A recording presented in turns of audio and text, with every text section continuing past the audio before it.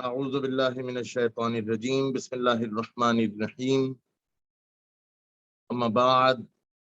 Dear brothers and mu'mineen, Assalamu alaikum wa rahmatullahi wa barakatuh. In our previous session, we were discussing the divisions of the words, and we had started with the three kinds of words, which are mu'attal, muza'af, and mahmuz. And of course, you already know the definitions of these three categories of words. Mu'attal is the word that carries huruf illa, which are waw, alif, and ya.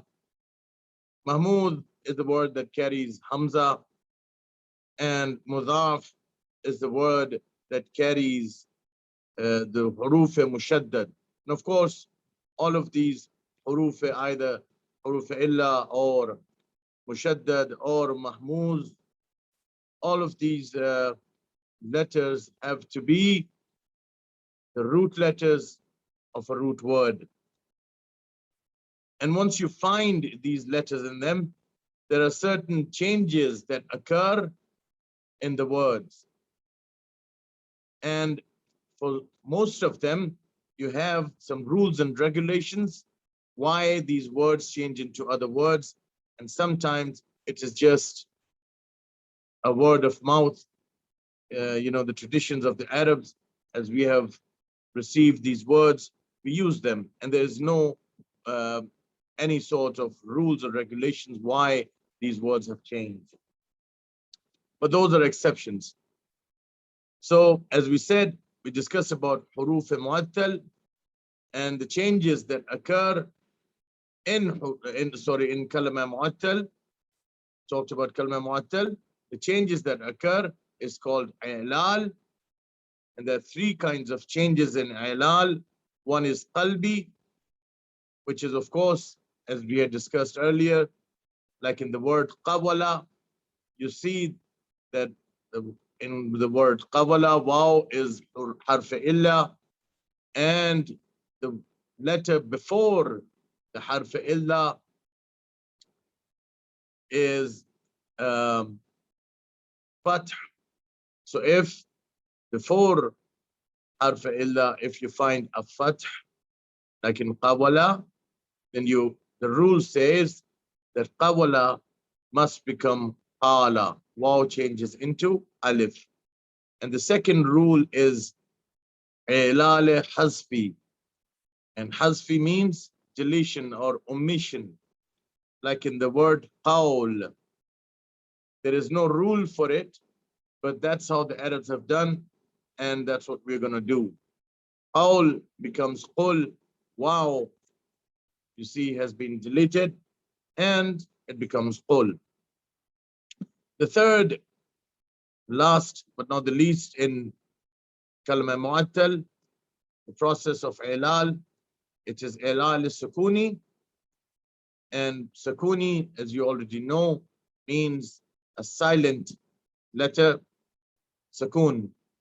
And if you find that one of the letters of ilal, harf illa, if you find that the letter before it is silent, then what do?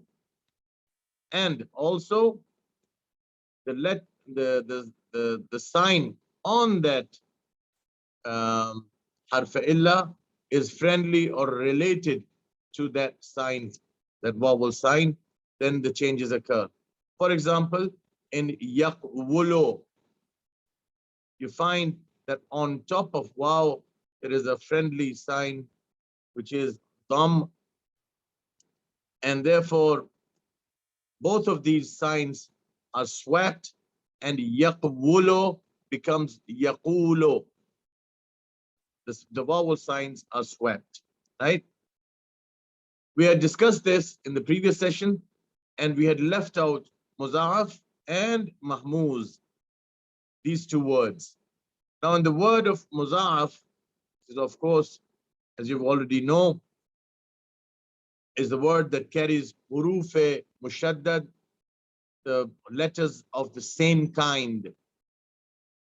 This process, and when these words are changed, these letters are changed, when the word changes, this process is called idgham. If you could please share the page, then you could see it on the screen. Muza'af. And the process is called idgham, and the example for it, if you zoom in into it, you will see that the word madada, you find the two letters are of the same kind. So there is a merger that occurs, and that merger is called idgham, this process of idgham. Therefore, madada becomes madda. The last one is kalama mahmuz, and in that kalama mahmuz, you find that there are two kinds of conditions or two kinds of situations. Now there are rules. Number one is would takhfif. This process is called takhfif. Like in the previous one, and if it was a word of mu'attal, it was called ilal. In muzaf, it was called idgham. But once you find a word mahmuz, and of course mahmuz means a word that carries hamza in it, and once there is a change, this process is called takhfif. This process is called takhfif, and there are two kinds of takhfif. One is wujubi, which means compulsory, and the other is qiyasi wujubi, jawazi, sorry. Wujubi means compulsion. It is a necessity. Now, if you find in a word that there is a hamza, if you can zoom into the word i'man, yeah, if you find that the hamza carries, as you can see, the sign kasara underneath hamza, and the next hamza you find there are two hamzas, right? The first hamza carries a kasara sign. The second hamza is silent. So the word is called i'man. Yeah, i'man. Now, these two hamzas, what you do is that this is changed into ya. This hamza changes into ya if the first vowel sign is a friendly or a related sign, and also if the second one is silent, as you can see over here, then this hamza is going to turn into the letter that is friendly or related to this sign. And as you have already learned, kasra is related to ya, right? So i'man becomes iman, right? The original word was i'man, and that became iman. Over here, this is the rule, and I'll repeat it again. It is a compulsion and a necessity that if you find a word that has two hamzas in it, the first one carries a sign, the second hamza is silent. The first hamza, as you can see in the word i'man, the first hamza carries the sign kasara, and the second one is silent.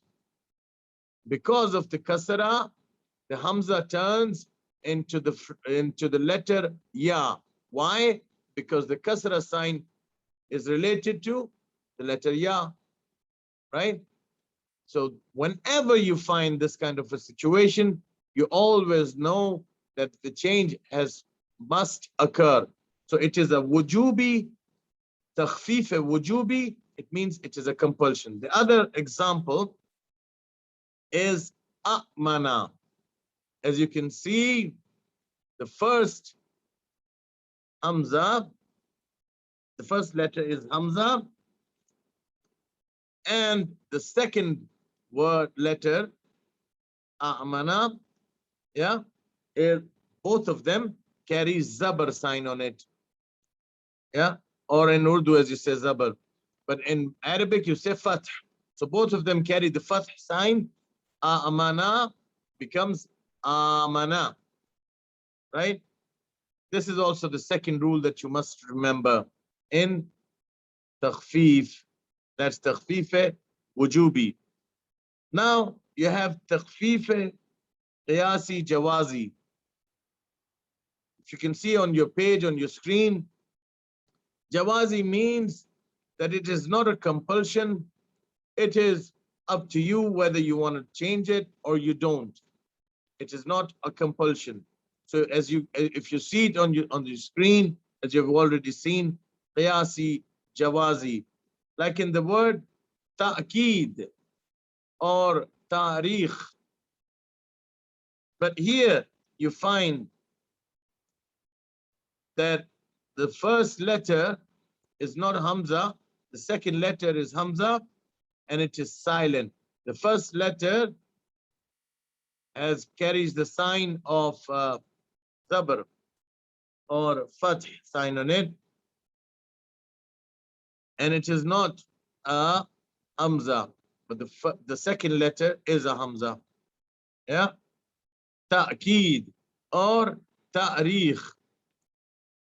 It is not a compulsion that you must make it into Ta'keed or Tarikh, as we already are using this word in Arabic or Persian or even Urdu.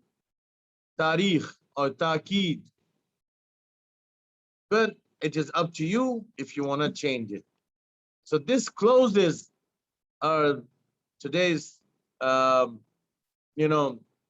we have wanted to learn about the division of the letters.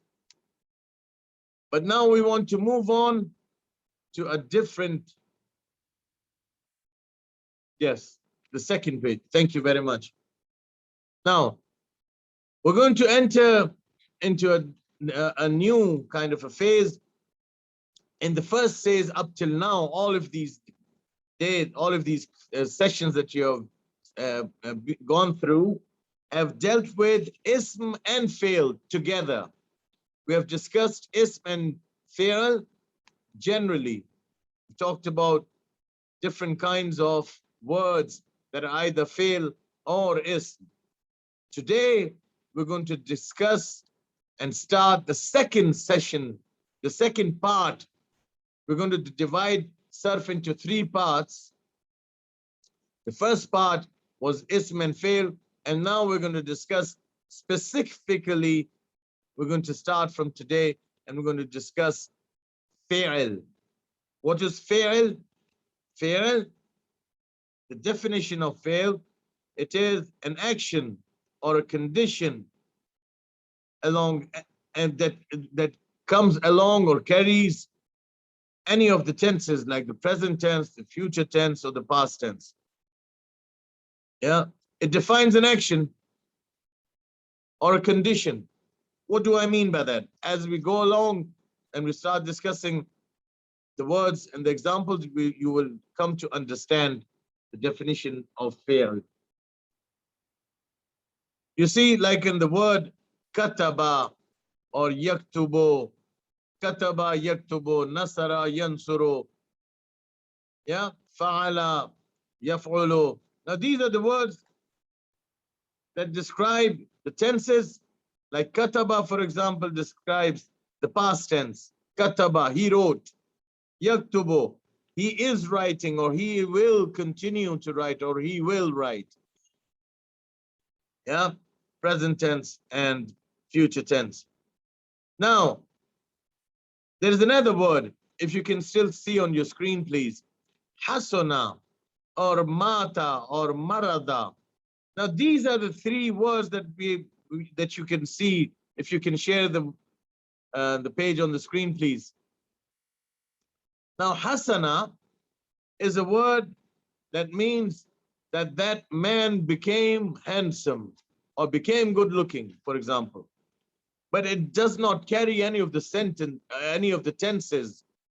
You see, does not say when that happened. It is a condition that has occurred upon an individual, like mata, someone died, he died, right? He died, but when did he die? In the past tense, yeah? But this also, this is the word that I've given you an example, that this carries the tenses in it as well.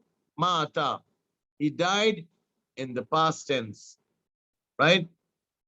And it is a condition that has occurred upon somebody.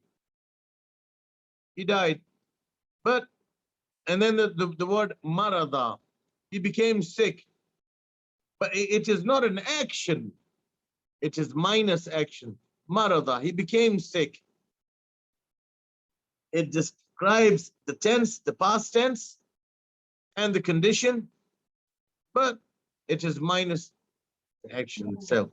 Yeah, marada, he became sick. Describes the condition in which an individual is in. Now there are three kinds of fi'l. The three kinds of fi'l is, it's very, very easy and very interesting. And from today onwards, inshallah, you will start learning the rules and regulations of how the words change. And we're going to start talking about formulas, different kinds of formulas and the scientific formulas from today onwards, inshallah. But today we're just going to confine ourselves with the definition of you know, we're having some fi'l. issue with the net, I believe. Unfortunately, can't hear you properly. You can't hear me properly? You cannot hear me? Can you hear me now? Hello? Yes, Jafri Sahab. Okay, anyway, I think you can hear me now. Well, there are three kinds of fi'l. If you can share the page on the screen, kataba, fa'ala, so on and so forth. So the first part of fi'l is madi. The second is mudare. Mudare is the present tense and the future tense, both. For example, yansuru or yaktubu. Now, yansuru, yaktubu, it means that somebody is going to write and will continue to write and is in the process of writing, for example. Yeah. And then you have the fi'l amr. Fi'l amr. It is a command. If you command somebody to do something, for example, if you ask somebody to write something down, you will say uktub. Or if you ask somebody to help somebody or yourself, you will say unsur, which means help. Yeah. Or so on and so forth. Now I've given a few examples, like madi in kataba, yaktubu, that's kataba. Now yaktubu is fi'l muzare. In front of kataba, I've written yaktubu. Yaktubu is mudare, not madi. Mudare is yaktubu and yansuru. Amr is like uktub or unsur. Now the last thing that we are going to learn today, until we say fi amanillah, is that we're going to learn today the word masdar. As you have already learned in your, you know, when you started our sessions, that there are words which are called the root words. And the main word is jamid, which derives from alif, ba, and ta, from the letters, the Arabic letters. Yeah. Now the root word of fi'l is called masdar. Masdar is the word that is the root of all of the words of fi'l. Masdar. Now, as you can see on your screen, on the masdar, I've written, and then from masdar you get fi'l madi, and from fi'l madi you get fi'l mudare, and from fi'l mudare you get fi'l amr. Very interesting, isn't it? I've given you the examples of Fi'l Amr. For example, if you see the word uktub, where did this uktub come from? Uktub is Fi'l Amr. And this Fi'l Amr comes from Fi'l Mudari, which is yaktub. And this word yaktub derives from Fi'l Madi, which is kataba. And this kataba comes from a masdar. Now, do you understand? If you find a word which is from any of these tenses, if it is Fi'l Madi, then you know Fi'l Madi has come from masdar. Now, if you need to understand, the first word or the root word of all fi'l, all af'al is masdar. From masdar comes out a word which is Fi'l Madi, and from Fi'l Madi derives from is Fi'l Mudari. Fi'l Mudari derives from Fi'l Madi, and Fi'l Amr derives from Fi'l Mudari. How it happens, why it happens, and all of the rules and regulations we're going to learn later on. But that's what we need to know at the moment. That the root word of all af'al is masdar. And from masdar comes Fi'l Madi, and from Fi'l Madi comes Fi'l Mudari. From Mudari comes Amr. I think it's enough for today. And inshallah, we're going to continue our lesson tomorrow. Inshallah. Assalamu alaikum wa rahmatullahi wa barakatuh.